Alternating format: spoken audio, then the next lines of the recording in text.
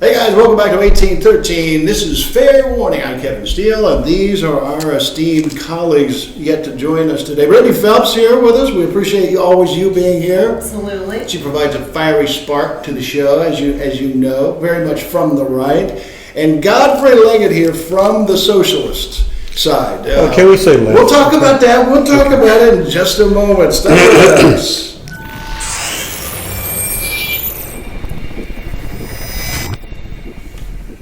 Okay, guys, tell you how this works. This is going to be an interesting show because we have to find out if Bernie Sanders, the presumptive nominee at this point, of course we're quite early on, not even a Super Tuesday, we have to ask ourselves, is an actual communist who sympathizes with the Democratic Socialist.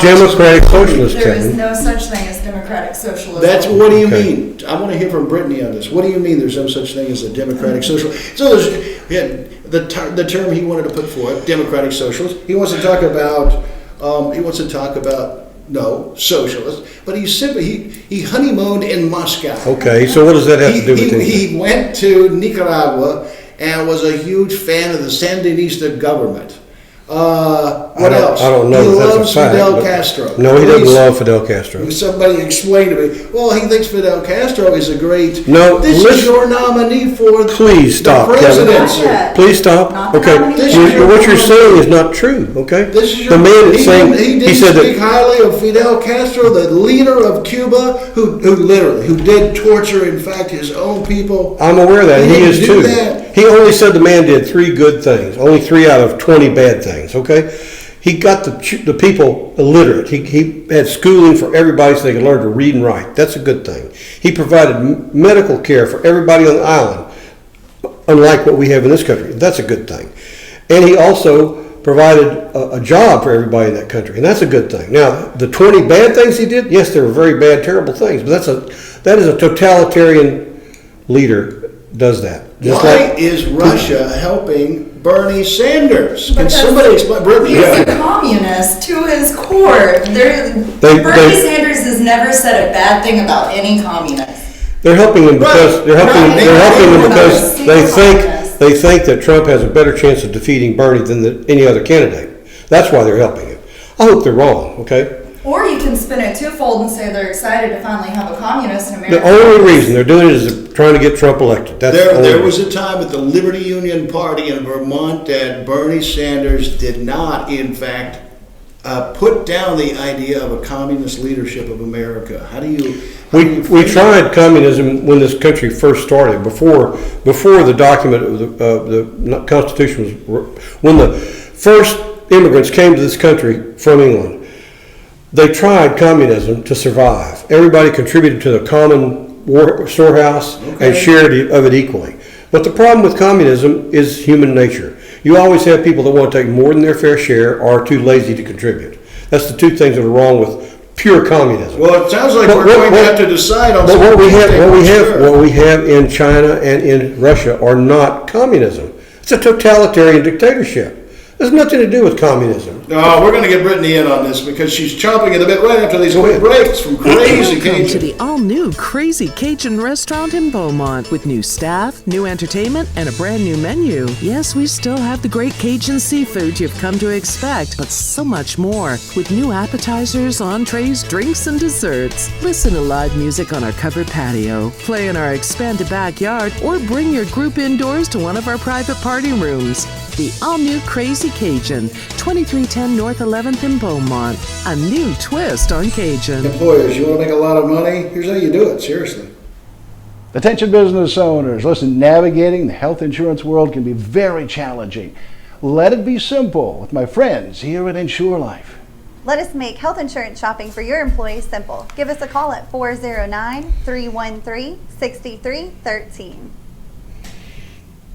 Well, the next time you need any kind of legal assistance, think Sutton and Jacobs Law Firm, 833-1100. Personal injury, business litigation, general litigation, Sutton and Jacobs, 833-1100. 833-1100. Proud sponsors of Fair Warning, Sutton and Jacobs. I bet you've never seen a sandwich do yoga before.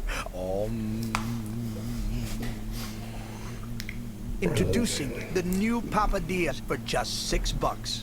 Better ingredients, better pizza, better than a sandwich. Papa John's. Boy, we need to get my friend over here to Papa John's Pizza, some of the best pizza in the whole wide world. I can tell you're hungry, my friend. I just had lunch, as a matter of fact. Leftovers from Frankie's, good stuff. They're great. They're great over there. Listen, guys, talk to me about this notion where there is so much sympathy for authoritarian regimes all around the world, and yet we have, how many are there? Another, 12 other candidates, seems like, that we could pick instead of the socialist, and yet, Democratic Socialists, sorry. And yet we have the Democratic Socialists more or less leading the pack of this. Brittany, explain to me how this happens.